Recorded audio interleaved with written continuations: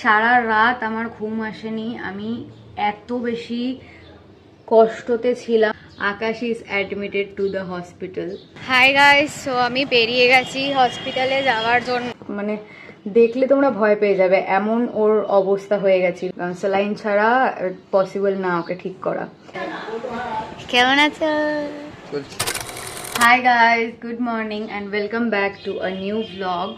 Actually কালকে সারাদিন blog করা হয়নি অ্যান্ড তোমাদের সাথে একটা ব্যাড নিউজ শেয়ার করার আছে। সেটা হচ্ছে যে Akash is admitted to the hospital. তো কালকে ওকে অ্যাডমিট করা হয়েছে, তাই জন্য কালকে আমি সারাদিন কোনো ব্লগ করতে পারিনি, অনেক দৌড়ঝাঁপের মধ্যে ছিলাম বলে। ফার্স্টে তো সকালবেলা আমরা একটা মন্দিরে পুজো দিতে গেছিলাম, টপিন রোডের ওখানে একটা খুব জাগ্রত বগলা মায়ের মন্দির আছে, ওখানে আমরা পুজো দিতে গেছিলাম। তো সকালবেলা পুজো টুজো দিয়ে এসে, তখনও আমি কোনো ক্লিপ তুলিনি। তো সকালবেলা পুজো টুজো দিয়ে এসে ও তখনই আমাকে বলছিল খুব শরীর খারাপ লাগছে, শরীর খারাপ লাগছে, এরকম আমাকে বলছিল কন্টিনিউয়াসলি। তো আমি ওকে বললাম তাহলে একটা কাজ কর, এত শরীর খারাপ লাগছে যখন, আজকে তোকে অফিসে যেতে হবে না, আজকে তুই বাড়ি চলে যা, বাড়িতে গিয়ে রেস্ট কর। তো বাড়িতে যথারীতি চলে যায়, 2 ফুটোর মধ্যে ও মনে বাড়িতে ঢুকে গেছিলো। ঢুকে গিয়ে এবার আমাকে কন্টিনিউয়াসলি ফোন করছে যে আমার প্রচণ্ড শরীর খারাপ লাগছে অ্যান্ড আমাকে তখন বললো যে তুই তাড়াতাড়ি চলে আয় এখানে। ওর মা একা সামলাতে পারছিল না, ওর মা আর ও ছিল, বাবা একটু অ্যাকচুয়ালি বিজি ছিল, ব্যাংকের একটা কাজ ছিল, তার জন্য একটু বিজি ছিল, তো ওই জন্য বাবা বাড়িতে ছিল না, ওর মা আর ও একা ছিল। তো ওই জন্য আমাকে বললো তুই তাড়াতাড়ি চলে আয়। তো তারপরে আমি আবার জলদি চলে গেলাম ওদের বাড়িতে, এখান থেকে টোটো অটো ফটো করে ওদের বাড়িতে চলে গেলাম। গিয়ে দেখি যে ওর খুবই অবস্থা খারাপ, অন্তত 20 বারও বমি করেছে, মানে কিচ্ছু বেরোচ্ছে না বমি দিয়ে, শুধুমাত্র লিকুইড জল বেরোচ্ছে, আর কিচ্ছু বেরোচ্ছে না। মানে দেখলে তোমরা ভয় পেয়ে যাবে, এমন ওর অবস্থা হয়ে গেছিল বমি করতে করতে, প্রচণ্ড উইক হয়ে গেছিল শরীরটা। তো তারপরে হচ্ছে মুড়ি, শুকনো মুড়ি খাওয়াচ্ছি বমি করে দিচ্ছে, নুন চিনির জল খাওয়াচ্ছি বমি করে দিচ্ছে, যাই একটুখানি পেটে পড়ছে সেটাকে বমি করে বের করে দিচ্ছে। কিছু একটা প্রবলেম হয়েছে হয়তো, তার জন্য এত বমি করছে। তো তারপরে আমি ডিসাইড করলাম যে আর এরকম বাড়িতে রাখা যাবে না, ওকে হসপিটালে নিয়ে যেতে হবে।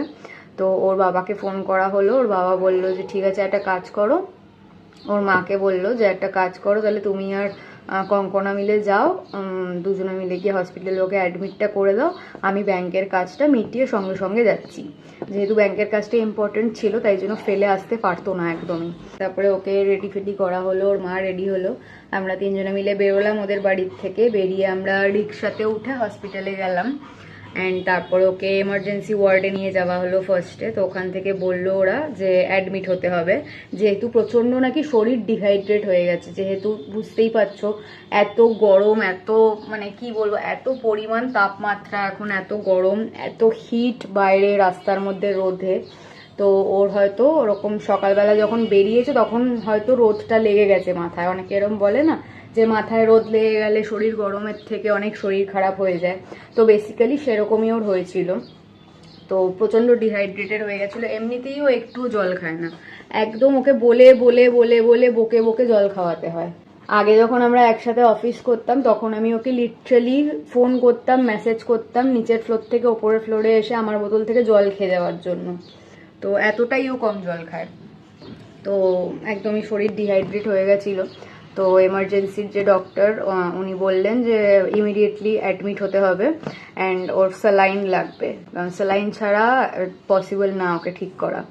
তো তারপরে ওকে অ্যাডমিট করে দেওয়া হলো, আমি সব ফর্ম ফিল আপ করে সাইন টাইন করে সব কিছু করে, ওর আধার কার্ডের জেরক্স লাগতো, যেটা ওর বাবা পরে যখন এসেছিলো এসে জমা দিয়েছিল, বাট তার আগে ওর আধার কার্ডের যে ফটোকপি সেটা আমার কাছে ছিল, তো সেটা আমি ওদেরকে দিলাম, ওরা সব ফিল আপ করে আমাদেরকে দিয়ে দিল, আমি আর ওর মাকে অ্যাডমিট করিয়ে দিয়ে আসলাম।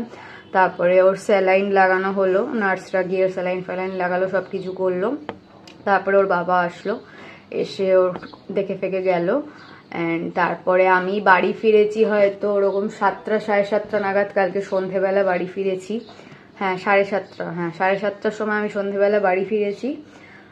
তারপরে সারাদিন কোনো ব্লগও করা হয়নি, কিছুই কাজ করা হয়নি। অ্যান্ড আমি এত বেশি টায়ার্ড হয়ে গেছিলাম, প্রচণ্ড বেশি আমার গা হাত পা ব্যথা করছিল, দৌড়াদৌড়ি করতে হয়েছে যেহেতু অনেকটা বেশি। তারপরে আমি প্যারাসিটামল খেয়ে একটু ভাবলাম শোবো, বাট কিচ্ছুতে শোয়া হয়নি। মানে সারা রাত আমার ঘুম আসেনি, আমি এত বেশি কষ্টতে ছিলাম, এত বেশি পেনে ছিলাম, শুধুমাত্র আমার শরীর খারাপ, আমার গা হাত পা ব্যথার জন্য না, mentally I was so so so tensed and frustrated যে আমি তোমাদেরকে বলে বোঝাতে পারবো না।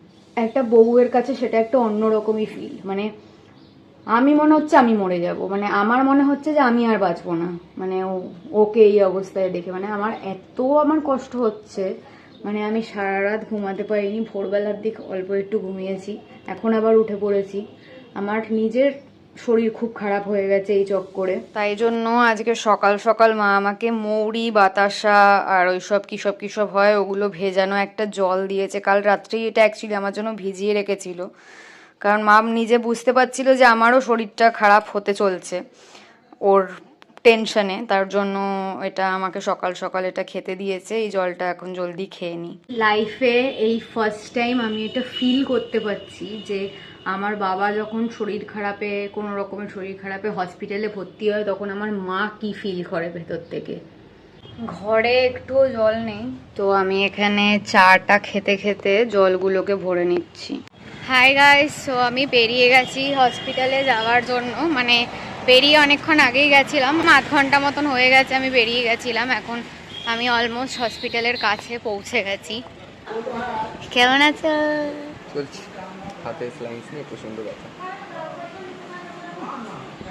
চলে এসছে মা আরও দেখতে আমাকে। আমি এখন ভিভিআইপি। হাই গাইস, সো আমি বাড়িতে পৌঁছে গেছি। বাড়িতে এসে জলদি ড্রেস চেঞ্জ করে ভালো করে স্নান টান করে ফ্রেশ হয়ে নিলাম। তারপরে ইউটিউবের কাজ সব কমপ্লিট করে নিয়েছি। এখন আপাতত একটুখানি মুড়ি খেলাম, মুড়ি চানাচুর, এখন চা খাচ্ছি।